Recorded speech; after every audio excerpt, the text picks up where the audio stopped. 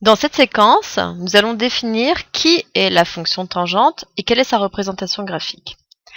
Tangente, vous avez dû en entendre parler avec sinus et cosinus, et vous aviez même dû apprendre, pour retenir la formule pour tangente, c'était en disant SO, K, TO, A.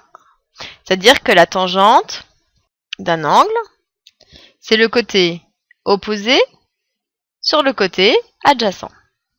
Mais le côté opposé qui est ici, il se déduit avec le sinus. Donc en fait, ce serait le quotient entre le sinus de l'angle et le côté adjacent ici qu'on retrouve là, il est donné par le cosinus, divisé par le cosinus.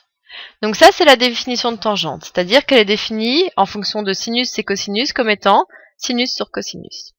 Alors on va regarder sur nos domaines de définition, D. Donc pour que la tangente existe, il va falloir que le cos, ici, puisqu'il est au dénominateur, il soit différent de 0.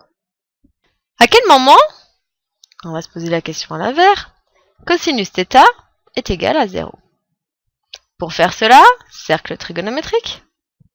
0 pour le cos, ici, ça veut dire que je regarde les moments où je remonte, là et là, je suis ici et ici.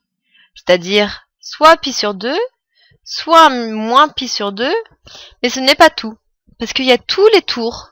Je pourrais faire un tour dans le sens positif, je suis encore ici, j'aurai toujours 0. Un tour dans le sens négatif, je suis encore ici. C'est-à-dire qu'on va dire plus 2k pi.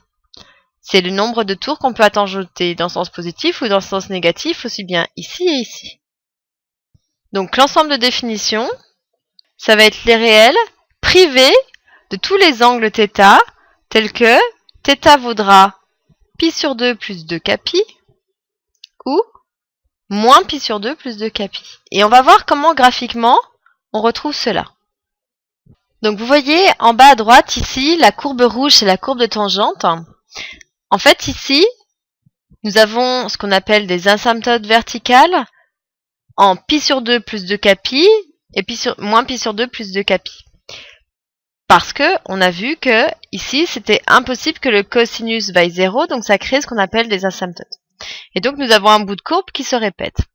On observe que au niveau de la courbe de tangente, elle a une propriété graphique qui est symétrique par rapport à 0, donc ça va vouloir dire que tangente elle est impaire. Alors ça on va le démontrer dans la séquence d'après.